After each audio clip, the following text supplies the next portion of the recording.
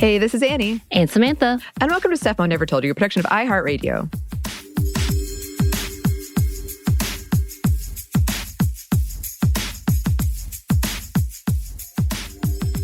And today we are so excited because we get to have true friend of the show. Like, I've already claimed her as one of my best friends. I said this a while ago. Margaret Killjoy to the show. Yay! Yay! Thanks for having me. I was trying to do like songs and such, and people don't like it, but I still do it. It's okay. I know, right? I you just said that people don't like it, so then I got self-conscious. But like, you're actually a musician, so I feel like this is better coming from you. But yes, we do have the wonderful Margaret Killjoy on our show. Can you introduce yourself for our listeners? Sure. My name is Margaret Killjoy. I use she or they pronouns, and I am a podcaster and an author and I guess the aforementioned musician. I have another iHeartRadio podcast called Cool People Who Did Cool Stuff, where you might have heard Samantha talking in back in the utopian past before the fall of Roe v. Wade about what might happen after the fall of Roe v. Wade. Yes. It was one of those that we had to come back very quickly to be like, all right, we have to redo some things. Yeah. And we knew it going into it. We were like, this might sound utopian and outdated by the time you hear it. And it was. It was. But I loved what you had brought because it was such a hopeful turn. And even though it was really sad to come back to revisit it, but at the same time, I was like, at least there's a spotlight, like a nice light at the end of that conversation. Yeah. Yeah, that's true. There is a lot of hope, to accidentally dive into that. There's a lot of hope for what people can do even when things aren't strictly legal. And we have we've come a long way in terms of like what we can do in a post Roe v. Wade world than what we had access to in a pre-Roe v. Wade world. So. Right. And for the listeners who may not know, because I've mentioned it before, but yes, I got to be a guest with Margaret when we talked about the Jane Collective and the many people behind, I guess, the rebelliousness of going against the anti-abortion people and what it looked like before abortion was legal at that time, which we were back to square one. But it was some amazing stories, and I learned a lot. So if you haven't checked that out, you really should go and check it out. But we're not necessarily here talking about that. No, we're talking about you have so many titles under your belt, Margaret. When I looked you up on the interwebs, which you're everywhere. I'm like, oh my God, she's so famous. What the hell? But it has so many titles between the writer, musician, anarchist, activist, podcaster. You are out there doing some things. And right now, you're actually not near your home, correct? That's true. I'm on book tour. Well, I'm on pre-book tour. I decided to start my book tour on the West Coast. I live on the East Coast, so I drove out to the West Coast, and in a couple of weeks, I don't know when this will drop, but I will be on book tour starting September 20th, talking about my new short story collection book. Ooh, can you tell us about that? Yeah. I have a book coming out called We Won't Be Here Tomorrow and Other Stories that comes out from AK Press, and it's a collection of... Well, I've been writing short fiction for a long time, and I've been writing it at, I guess I would say, a professional level for a little while now. And so this is my first collection of the stories that have been published in various magazines and science fiction anthologies and things like that. And also some stories that were previously only available I used to have a personal Patreon, and I had stories that were only available to my patrons. But now they will be available to everyone. And I write a lot of queer, punk, radical protagonists who run around and feed men to mermaids and squat buildings and try to stop bad things and all of that, live in the apocalypse. I don't know. And so, yeah, so that comes out soon. That sounds great. I want to read that. Future book club pick. I know. So we do book clubs. So now we're going to have to bring your books into. And I know you also did horror as well. Am I wrong? Did I just pick that up somewhere? Because we're a huge fan, and it's coming to the season. Oh, okay. Yeah, no, it's funny because I it's kind of by accident that I started writing horror because I was like, I wrote these novellas. I have this series of 2 novellas, the Danielle Kane series, and basically I was like, oh, okay, I'll do this thing set in basically now, but there'll be demons or magic, you know? And then I'm like, oh, and if there's magic, it's horror. Because Most of the time, or I think urban fantasy often way too much is like, and then the elevators are just run by magic instead of, electricity or whatever. And that's not very interesting. I think magic has a lot to do with power. And I think that when you introduce incredibly skewed power dynamics into the real world, you end up with things that are horrific. And so I didn't set out to write. The first book is called The Lamb Will Slaughter the Lion, which I suppose does sound like a title of a horror thing. Yeah. But I actually just set it out to be like kind of adventure. And then I was like, and the publisher was like, this is horror. And I was like, oh, okay. I guess that makes sense. I'm very squeamish. So, and, I used to live alone in a van. And then before that, and then after that, I lived alone in a cabin in the woods and all of this stuff. So I avoided horror for a very long time because it didn't fit my lifestyle. And so, but I can read it and I can write it. Although I have also given myself nightmares with my own writing before. Oh, that's a testament right there. If you can give yourself nightmares with your writing in a good way, then you know you're doing it right. Yeah. Yes. Well, that's awesome. Congratulations, because writing a book is no small thing. Yeah, It's hard. that's true. Yeah, thank you. hard. I appreciate. And you've done it multiple times. Yeah. And sometimes they get slightly longer than the other ones. Actually, the longest books I've ever written, I'm legally not allowed to say that I wrote because they're romance novels I ghost wrote. For a while, I made my living ghostwriting trashy heterosexual romance novels. And it was like right after I came out, they were like, can you write this male protagonist stuff? That is fascinating. I know. At first I was like, that's kind of annoying. I just came out. But then I was like, well, it kind of makes sense because male protagonist romance novels are still written for a woman audience. Right. And so I'm like, okay, I think I can straddle this divide better than some other people.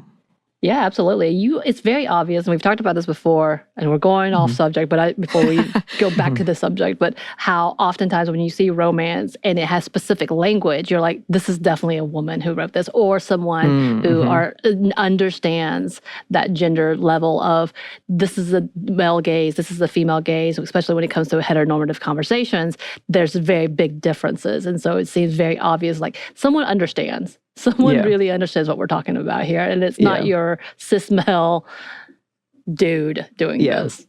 Yeah, which is why I think that the Nicholas Sparkses of the world and stuff are so successful, is because if you kind of figure out how to do that while still being like a man or presenting as a man, or I don't know anything about Nicholas Sparks as a person, I don't know whether he's ghost written or not. I have my suspicions, but controversy. But if you can tap into that, it's a powerful market. I mean, that's why I got hired to ghostwrite this guy. Right. I didn't ghostwrite Nicholas Sparks. That is not. I was going to say, is this a confession the here? truth between the lines. This is not what I'm saying. You heard it here first, y'all. Just kidding. But yeah, coming back to what we're talking about, and honestly, this kind of all links, because this is kind of how we look at different entertainment that seems just so blasé. And we've talked about romance and how it is affected by gender stereotypes or those who have a bias, what is placed by misogyny. Like our understanding of romance is laid down by a foundation of misogynistic ideals based by the patriarchy. Like, this is about the power. And I know, again, people are going to be like, you're reaching. But we talked about how this really does affect the society at large. And this is kind of your forte. You've come under this conversation. You have identified as a feminist for a long time now. I believe before you came out, you were already, feminism is real, it is effective. Can you kind of talk about your journey with feminism? Okay, but can I tangent to talk about romance a little bit more really quick? Yes, and I'll tie it back together. Okay. Because Yeah. when you're talking about the tropes and the stereotypes that bleed into it, since I wrote for someone else, they told me these rules. Yeah. And so I can, and I don't know whether they're like secret or not. I mean, I know they're not in my NDA. I know I can say them. But one, the protagonist has to be over 6 feet tall. I was told to write an average size professional football player. So he was 5'10", and they were like, no, he has to be at least 6 feet tall. He has to be dominant in every sexual situation.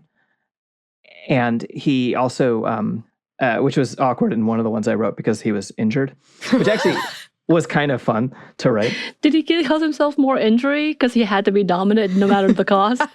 Well, I don't know the age of your all's usual audience, but he managed to become dominant verbally instead of physically. Okay. But and there were just like so many of these weird rules, and some of them actually really annoyed me, right? Because I wrote in one of these books he's dating a mom, right? And I wrote that he was like into her stretch marks, and they were like, no, she doesn't have stretch marks, and I'm like, who's your audience, Right? I thought the point of this was to make these like middle-aged moms feel really good, Right. And so that got edited out. And there's all of these things like that. And then it gets into like real specific stuff around like the way that you describe like the bad woman is the following sexual acts and the good woman is the following. It's real. Wow. It's real head around. It's in some ways I feel dirtier about having written that than like anything else I've done. But I needed the money. And I like tried my hardest to make them passably feminist and passably, Right. like write in. There were like weren't gay characters in the outlines they give me, and I'd be like, whatever, he can have a gay best friend. I don't care, And then I'm like, oh my god, I'm at the point where I'm like, oh, a gay best friend, that's edgy of me, and I'm like, I think I understand '90s writers better now. Right. This is the best that they were like allowed to do. Right.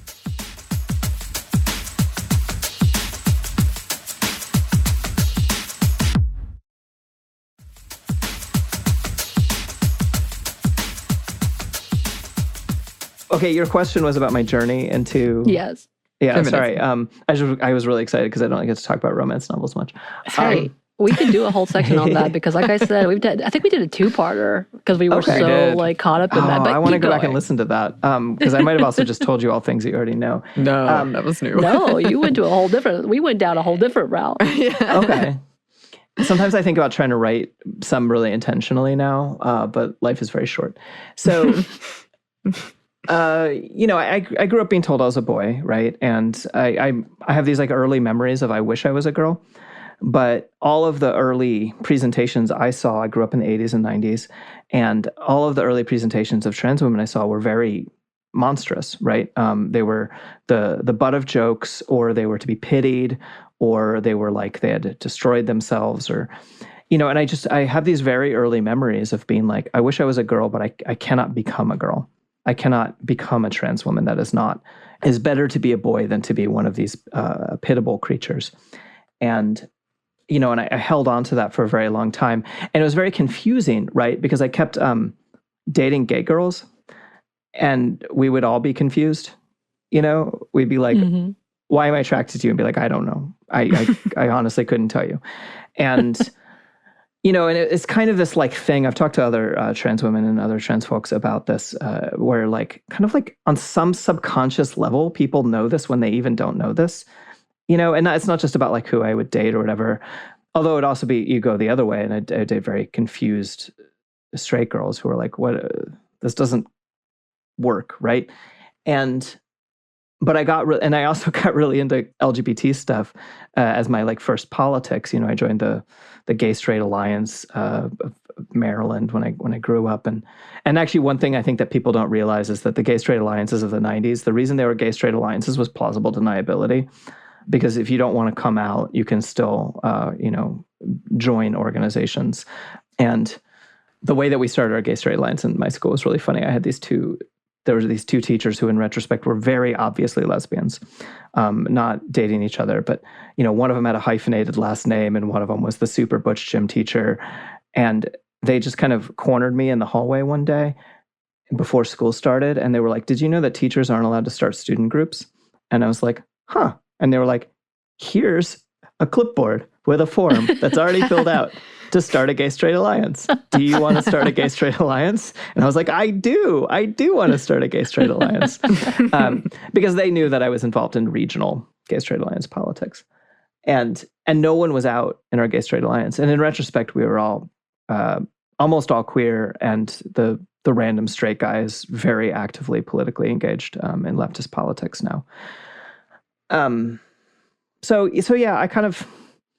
I was like, okay, well, I'm really interested in feminism. My oldest sister is a very active feminist who currently does clinic escorting, and is kind of my hero around a lot of that stuff still.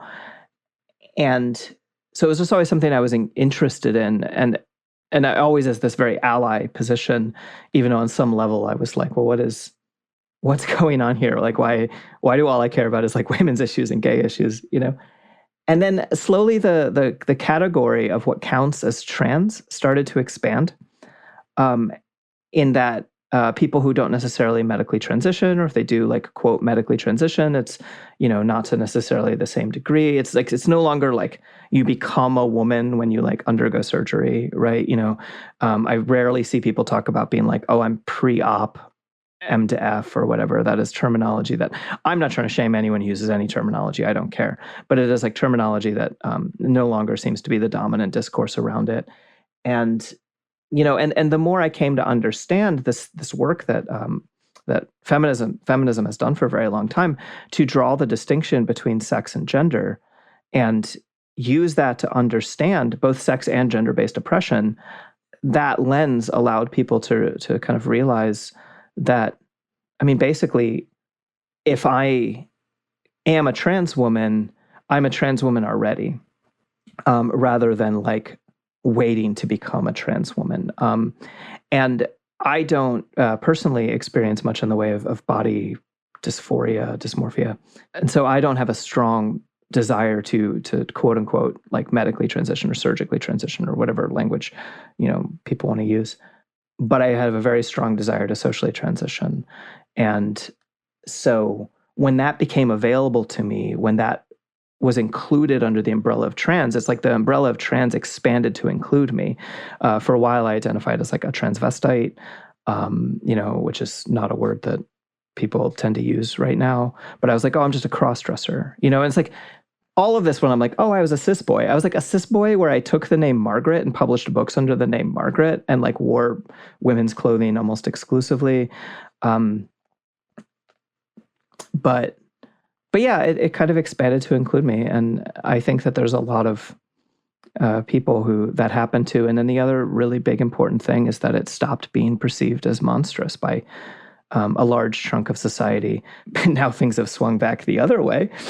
And I feel a little bit like I'm waiting in my castle for the pitchforks and torches to show up outside these days, especially living rural like I do. But, I don't know. That's how and it leaves me in this funny situation where I like, do I look back and perceive my childhood as a girlhood, or do I perceive it as a boyhood, or do I just perceive it as a childhood?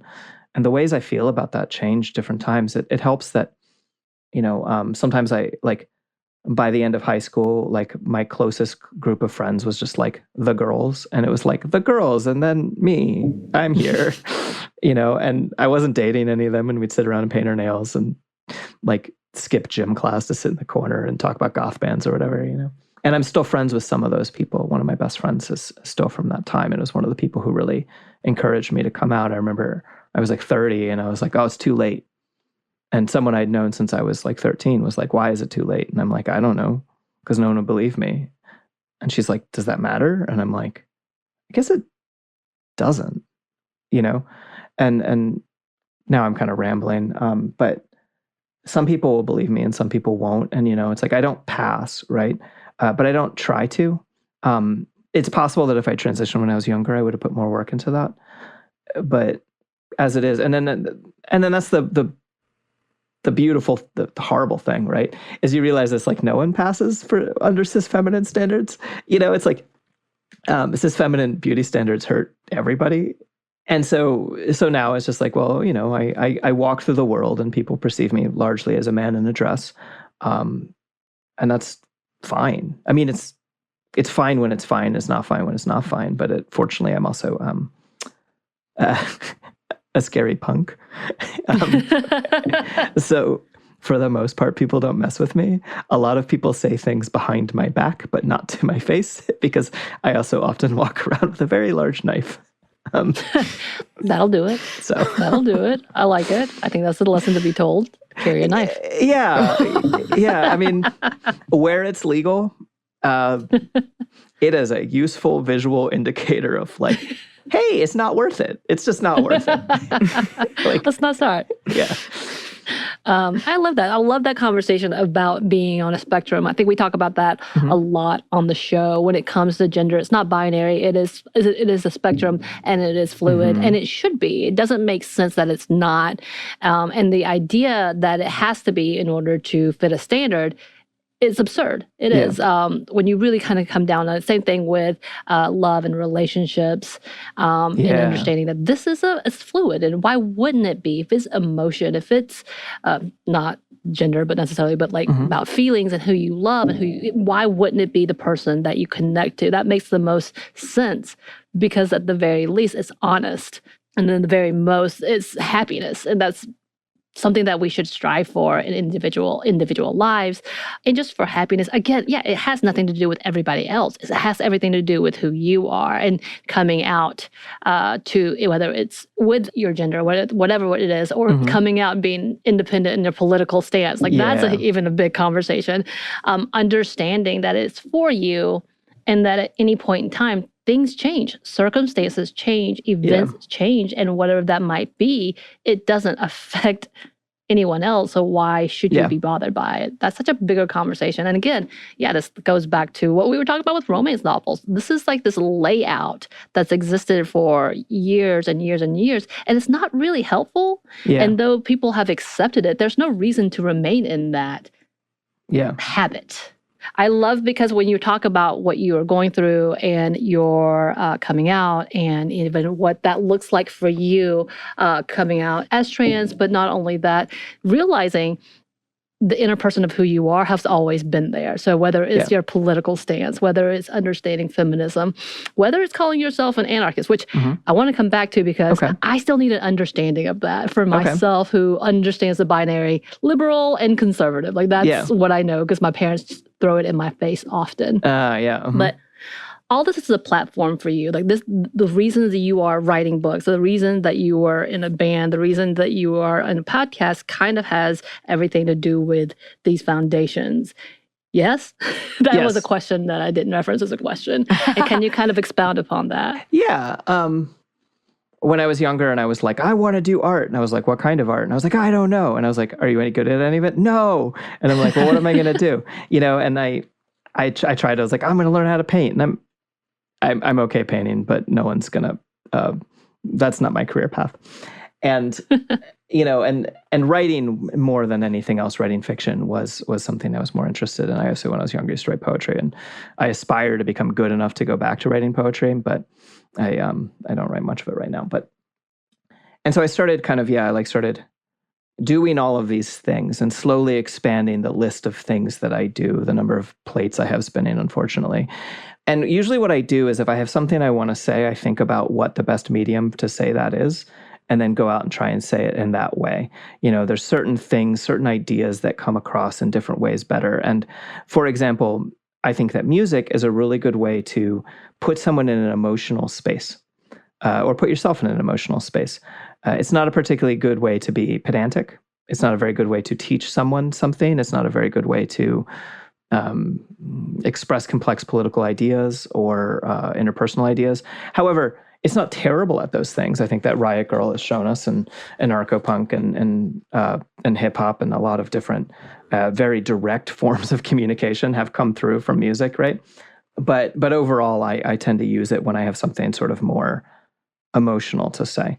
And then if I have something cultural to say, I often write it in fiction about like, how can people interact with each other, right? Because a lot of my political ideas, they're a little bit less about like, and here's how the legislative branch, or in my case, it would be like, here's how the Anarchist Federation, disseminates goods across the different collectives that control the worker-owned cooperatives of, these areas or whatever, right?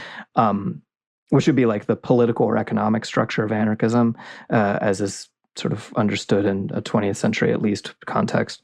But I'm much more interested in, for me, to use anarchism as the example, because it's what I'm more familiar with, ways of relating to each other, ways of creating cultures of consent and consensus is what's interesting to me. So I like writing characters interacting with each other more than I like writing nonfiction, because if I was writing nonfiction, it would just be like, we should be consensual in our relationships with each other. And it's much easier to just like draw that, right? And you can and then you can get into the fun stuff, like what does a romance novel look like in a culture of consent, where like even if it's a monogamous relationship, it's monogamous in the context of polyamory as available to these characters, but they choose monogamy. What does that look like? What does it look like to consent to that?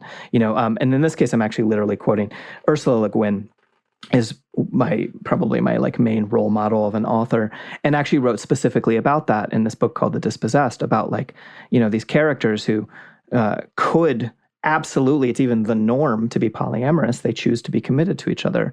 And it creates this type of romance that you're not going to run across, even though it's a monogamous relationship. It doesn't look like what the monogamous relationships we get presented with are. So that's why I like writing fiction. And then with podcasts, it was different. I have one podcast called Live Like the World is Dying, which is a preparedness podcast. And my stated goal here is to take preparedness culture away from the right wing. Because this individualistic, everyone hide in their bunker and stockpile ammo and food thing is nonsensical. It'll get everyone killed. It won't stop the crises of the world. And it won't even help those individuals live very long. Because unless all of them are surgeons and have another one around, they're not going to be able to do anything when their appendix bursts. And what I want to be able to communicate to people is that society is what creates safety.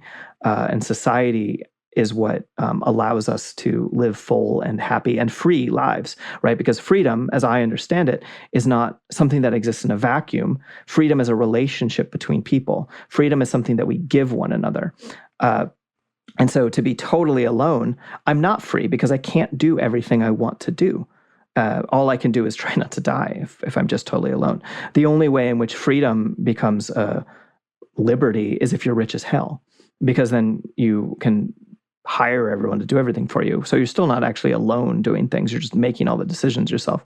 Anyway, okay, so if I want to get across that idea, apparently what I do is come onto your podcast and say it. But in general, what I do is, I run this podcast where I interview people about compost, or I interview people about, community gardens, or activist modes that are working for them, or whatever. And then the other one that I do is called Cool People Who Did Cool Stuff. And it's how I try to show people that we can have agency, and that we can, because we keep getting told by society that we don't have agency, that we can't do what we want. We have to appeal to other people in power to get things done. And that is my work. As an anarchist, I believe in responsibility and freedom as the two sort of core concepts. And so my work is to try to help people understand we can have agency. And here are all these people in the past who have taken agency over bad situations. And they don't always win, right? Unfortunately, they often don't win. But winning and losing is a really weird concept when we're mortal. Because, like, I don't know, the difference between dying trying to make things better or dying in a world that didn't make things better, I'm still dying, like we can't have dying be a massive negative in our lives, because we're stuck with it, that's going to happen. And so I want to, so if I want to try and get across this concept of agency, that is the other format I use for it. And I don't know, I just love all of the different way all of these different formats work. And I don't do all of them, right? There's so many good ideas that are just not, I probably won't write I do write nonfiction, actually, now that I say that. As soon as I start saying that, I'm like, no, but I want to do everything. I was going to say you do a lot of things. Yeah, I get really sad. I was rewatching The Hobbit, which I like more than almost anyone I know. And yeah. And I was just like thinking about the elves, being like, man, if I was an elf, I'd be like, for 20 years, I'm just going to be a blacksmith. I'm just going to make swords for 20 years. Oh, okay, that's done. All right, now I'm going to write poetry for 20 years. Or like, now I'm going to go and like do childcare for my friends for 20 years. I'll just specialize in all these different things. Anyway, okay, yeah. I love it. I get it.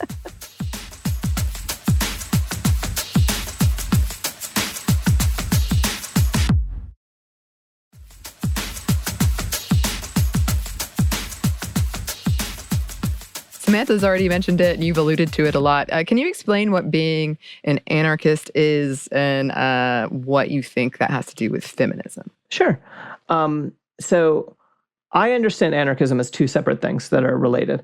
And one is a sort of ideological movement that came out of European socialism. And it actually predates Marxism and a lot of the other very specific isms within socialism. It was basically people who were like, well, the state and capitalism are bad.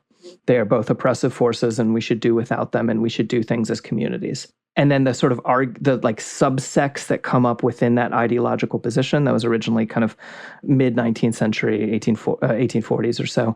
There's like mutualist anarchism, which still uses markets and banks, but they're like people's banks, and there's no ability to maintain capital and wield it against other people, versus like a communalist or a communist anarchism, which are not the same, but are like much more what people imagine of like leftism, where we all like kind of get together and share. And it was positioned within the sort of ideological framework of socialism, which is the general overall capitalists shouldn't run everything, and overall society should run things instead, right? Like who owns the means of production is the big thing. Like, who owns the factories? Is it the people who own the factories? Is it the workers who own the factories, et cetera? And so that is the anarchist sort of tradition that I come from. And anarchists are kind of the most, I would claim, probably the most misunderstood of these different positions, because originally we kind of had this stereotype of we're the people who like throw bombs and kill kings. I am not embarrassed of the fact that we used to kill kings. Someone says that they're in charge of everyone else, and someone says, no, you're not. That's okay by me, right? But that if that is, people have this perception of anarchists as only the people who are trying to destroy the existent, rather than create a society based on equality, based on non-hierarchy. And so the largest example of an anarchist society that we have the most information about, at least, as a consciously anarchist society, was during the Spanish Civil War in the 1930s, when anarchists were the majority, I believe, of the labor movement in Spain. And so when this war broke out, when Franco invaded and tried to declare fascism within, and had tried to do a coup, basically, anarchists were on the front lines and prevented that from happening. And then in that lack of the Republic having state power, the anarchists started running everything. And they had a lot of organizations in place. This is the other misconception that people have about anarchism. So anarchism is not anti-organization. Anarchism is purely authoritarian organization where someone tells you what to do in a way that you don't have a say over. And they still create structures but they're bottom-up structures instead of top-down structures. So a lot of anarchists talk about federations. And so goods can still be transported everywhere, and things can be made and things can be done, and society can function, I believe, within this type of framework. And one of the other main distinctions of it is that anarchists don't tend to separate the means from the ends. So theoretically, a state communist or a communist, a Marxist communist, a Marxist-Leninist, et cetera, believe in the creation of communism, which is a society without a state. But they create a state or take the state in order to do that. Anarchists believe that the means and the ends are inseparable. And this is where it ties into feminism for me. Well, one, anarchist feminism has been a large part of the feminist movement throughout history, and feminism has been a large part of the anarchist movement. But this idea that the means and the ends are inseparable, the idea of like, our goal is to give more people more agency over their own lives. Our goal is to teach consent and teach ways of relating to each other as equals. Whether or not even like we win and we get an anarchist society, our goal is to infuse our interpersonal relationships with this sense of equality and agency. And so direct action is often a major focus of anarchism. And so, and actually, a thing that came up in my research, I researched the Jane Collective, who are amazing, and they mostly come from a socialist position. And that allowed them to think, we don't care about legality, we're going to get this done. And, Jane Collective, I presume most people are aware, but was an underground abortion provider in Chicago that did an amazing work. I later discovered that anarchists in Germany in the 1920s and 30s ran 300 different illegal abortion providers all across Germany. And they didn't do it in the name of anarchism. It's just that this feminist movement that was providing abortion came out of the anarchist organizing tradition. And because they had that, we're good at illegal stuff, we care about agency, we care about all of these things, they set up 300 clinics. I'm going to have my numbers fuzzy when I say this stuff. I don't have my notes in front of me. Please don't quote me directly. Well, you all. But I mean, like, anyone listening at home, don't be like, exactly 300, And I read that, and I was just so excited, and I want to know more about that, And I only know the, like, Cliff's Notes versions because there's a lot of really old books that I have to read in order to really understand it. Yeah, so that's what it is for me. It's a thing that means a lot of different things to different people. Oh, but at the very beginning, I said it's two things. And one, it's this specific ideological tradition. And then two, it's its own concept, which has existed long before it's had a name.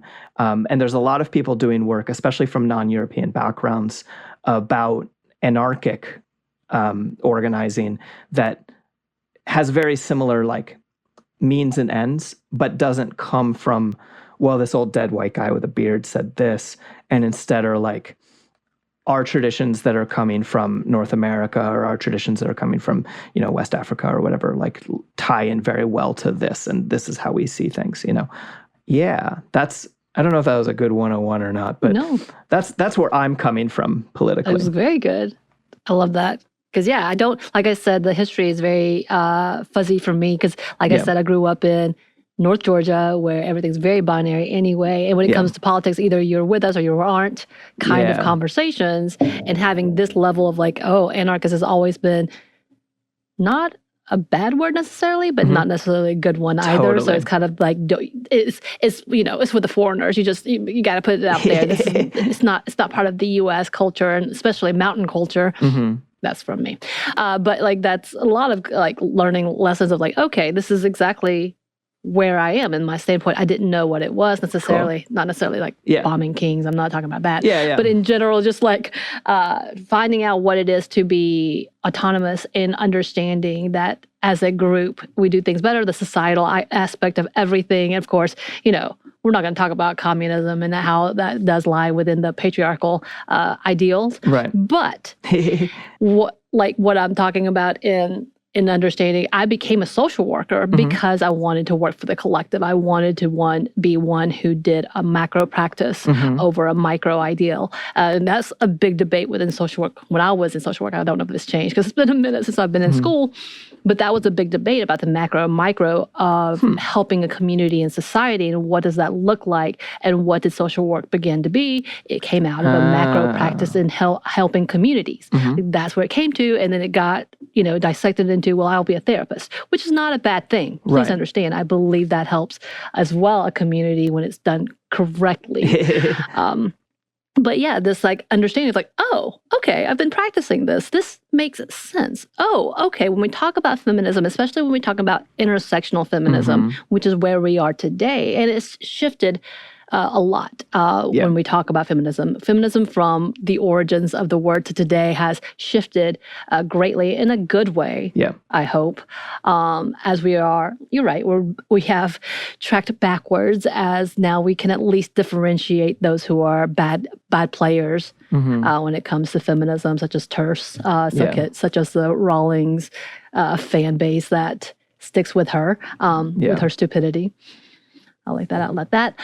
But I think there's a whole level of conversation when we talk about politics and understanding our platforms and growing together. And what does feminism look like? And we had to revisit that often. Anney and I, honestly, probably every year or so, come back and have a conversation of, okay, this is the things that we've learned.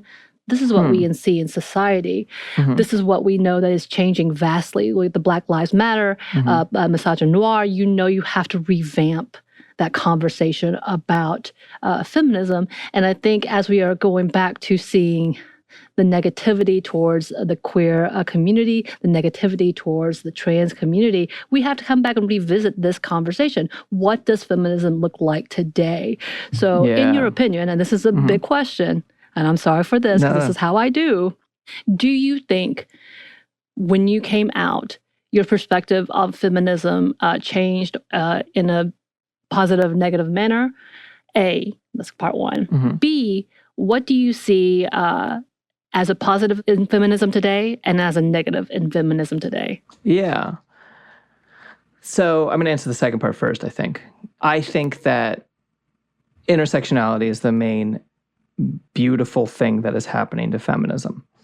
And having people understand the way that, well, just literally how intersections work and how the issues that affect rich white women are very different than the issues that affect rich black women, that are very different from the issues that affect, poor people of color. And it allows us to hopefully be better to one another and to understand that, like, instead of this, like, that we're all fighting in solidarity with each other rather than as a united mass, right?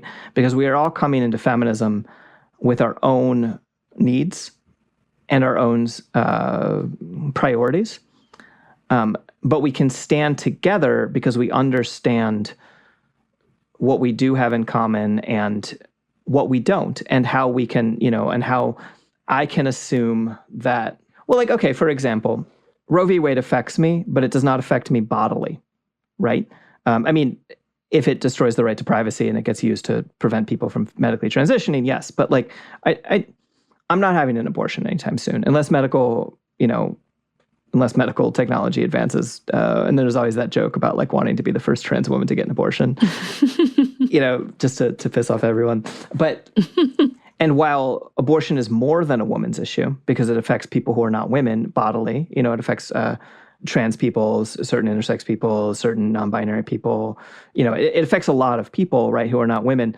It also is gender-based discrimination. And that gender-based discrimination looks real similar to the people who are telling me what I can do with my body.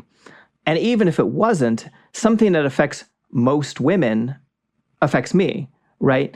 And so being able to say, like, this matters to me, and like, I don't know, it's just like finding these points of solidarity. I think that this is like what intersectionality is really good for.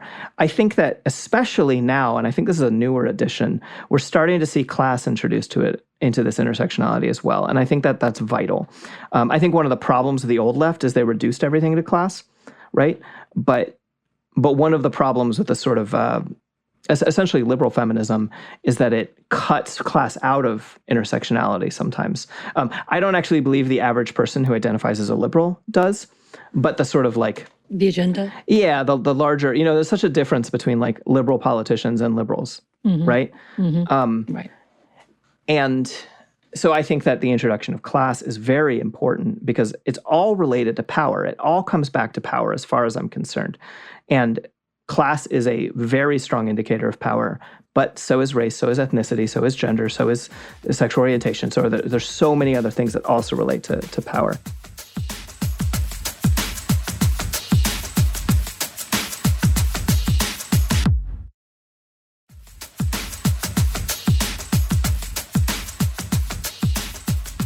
In terms of what I think where feminism is like misstepped, or the things that are going badly, fortunately, I think the U.S. has like largely avoided this because the right wing has a monopoly on hating trans people in the United States. It became a culture war thing to not allow anyone to be non-binary, not allow anyone to be trans or whatever within the United States along right-left lines. So by and large, I don't run across feminists who are like, they, them, that's awful, or whatever, or like, you're not a real woman, you're a, man in drag or whatever. I'm like, I honestly don't, whatever. I'm actually me. My pronouns are I, like, but in terms of how society views me, like, I'm finding the best possible, the most useful description to provide for other people, But it is a problem, I think, with feminism internationally and specifically in the UK right now. And it could creep in the United States. And so I really, I feel like I try to, I think, well, kind of have to, but we all try to kind of like keep that from creeping in is the TERF thing, is the idea that feminism excludes trans people, which is just historically myopic. All of these things have all been related. Even if you look at the history of understanding homosexuality, transness was not a distinct category for a very long time. Of course, the people who started to distinguish it were some Germans who then the Nazis came and burned all their books and killed the first woman to medically transition. The famous book burning photos, whenever you see that famous photo of Nazis burning books, it was the Institute for Sexual, I don't have it off the top of my head, it's Hirschfeld's institute where he studied homosexuality and transness and, was one of the first medical practitioners to say like, hey, if you allow trans people to live as their chosen identity, everything is better and they are medically healthier, Anyway, I don't know why I'm rambling about that. But so I guess I would say that's like the advantages and disadvantages. I think feminism is mostly just doing well and it has more it needs to do. It has more, especially I think continuing, especially along race lines. There's like way more that feminism needs to do. But what was the first of the two questions? I was asking that since you transition came out, has anything changed in your perspective of feminism? Yeah, it took me a really long time to feel comfortable eyeing myself in conversations about feminism. I spent a very long time and put a lot of work into being like an ally, right? Like I used to write zines and stuff that were like feminism for men, and not taking up conversational space was very important to me. And so I like very much, all of my attention was focused outward towards like non-feminism or towards, particular towards men, to be like, hey, here's ways to be more feminist. And so, there's like this outsider syndrome, right, that I have around it. And I actually really appreciate the work that folks like you do. I mean, even like inviting me here on this, and the degree to which like so many, cis women and AFAB people in general have this work they've done to be like, no, what are you talking about? Like, no, it's actually totally fine, And I remember the first time I was invited to like an all women's full moon circle, and they were just like, hey, and I was kind of their test case, right? They had actually, and actually, I really respect them for this. They had just split. They were all cis women, like, full moon, like ritual collective, right? And they had this hypothetical conversation about whether or not they should include trans women. And it got so heated that it split into two groups. And I really appreciate the people who were like, this is so important to me that even though it's a hypothetical, we will like stand our ground around this, and I felt a little bit like recruited where they were like, like come join us, Oh no. But like, it was mostly just good. Like, yeah. So yeah, I guess that's how my view on it changed. This is literally like including myself in a more direct way. And then allowing myself to, because I think when you're an ally to a movement, you can promote the work of people within that movement, but you generally don't try to like shape it or direct it or whatever, and allowing myself to feel comfortable having a say is really interesting and still something that I still don't totally know. And it helps that at the end of the day, I'm like, well, I have a say about me, right? And my perspective. I'm really not trying to, and that's where it comes with intersectionality in a good way, right? It's like, because I can't speak to the experiences of most women. I can speak to my experience, which is as a white trans woman, which is a specific set of things, Well, as we've been discussing throughout this, you are so busy. You're doing so much. Just out of curiosity, because we like to ask this, is there anything that you do to kind of balance those things out, like self-care wise? How do you make sure that it's not too much? Well, my idea of relaxing is doing projects. So mostly I try to do projects that don't make any money. Is one of the main ways I do it. Or like, I don't know, like right now I'm like trying to help my friend who's a single mom, like make their watering system in their garden work so that they don't have to work as much and the gardening thing just goes. And it activates all the parts of my brain I like, where I'm like puzzles and like plumbing. Yeah. I can't believe there's a part of my brain that loves plumbing, but I lived in an off-grid cabin for a long time. So I like doing things I'm vaguely good at. And so in terms of raw self-care, I kind of got to get drag kicking and screaming into it. I like hiking. I like my truck is built out into a camper. My dog is very needy because he's a puppy, and so I got to go on walks with him a lot. Yeah, I don't know. I actually honestly need to get better at self-care. I have too many plates spinning. But sometimes the thing that seems fun is setting up new plates to spin. So maybe my idea of self-care is finishing projects, right? Because then they're done. There you go. And then you don't have to think with them anymore. And then the other thing I did is I require all new hobbies to be physical instead of on the computer, because everything I do for money is on a computer. Fair. So all hobbies, woodworking, gardening, anything like that. That is a good tip. That's a good one. I like it. You unplug. Mm-hmm. Yes, we know you need to go on and move on to the bigger and better projects and the 10,000 plates you've got going on. But where can our listeners find you? Well, first of all, this is a bigger and better. I am so excited that you all had me on this show. I really think it's cool that what you all do. But where can people find me? You can find me on Twitter at Magpie Killjoy. You can find me on Instagram at Margaret Killjoy. Instagram is mostly me posting pictures of my dog or instruments I make, whereas Twitter is me pretending like I would never fall into arguing about discourse on the internet. No, sir, not me. And you can pre-order my book from AK Press. If you pre-order it before September 20th, you'll get an art print that is done by my friend, same person who did the cover art. And you can order that from AK Press or a number of participating bookstores, including cooperatively run bookstores like Firestorm Books in Asheville or Red Emma's Books in Baltimore, because I think cooperatives are cool. Worker cooperatives are awesome. And you can find me on whatever you listen to this podcast with. You can find me at cool people who did cool stuff, and you can go back in time and look up the Jane Collective episode in order to listen to Samantha as well. And you can listen to Live Like the World is Dying, which is also on your podcast app. Yes. Thank you so much for being here. It was such a delight. Please come back, because there's so many things you were saying that was resonating with me. You're also my best friend as well. Yay! This is awesome. I feel like we had 3 other subjects that we need to tackle. I know. I was I want to talk about this, but I can't talk about The Hobbit right now. Okay. Oh, but we should sometime. I would love to. Also preparedness. That would be great. Okay. Yes. Well, until that date, thank you so much for joining us. Come back anytime.